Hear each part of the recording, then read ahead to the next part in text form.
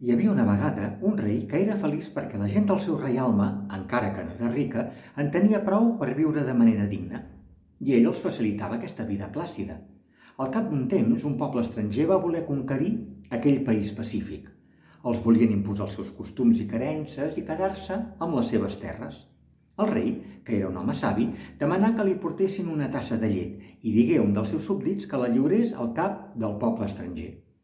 El cap prengué la tassa i, com que era una persona que havia rodat món i s'havia afrontat a moltes adversitats, comprengué el missatge del rei. Demanà que li portessin sucre de canya i n'abocar una mica dins de la tassa, la remenà amb una cullereta i retornar la tassa al súbdit perquè el rei provés aquella llet. El rei la va tastar i es va adonar que el cap dels estrangers havia captat el missatge.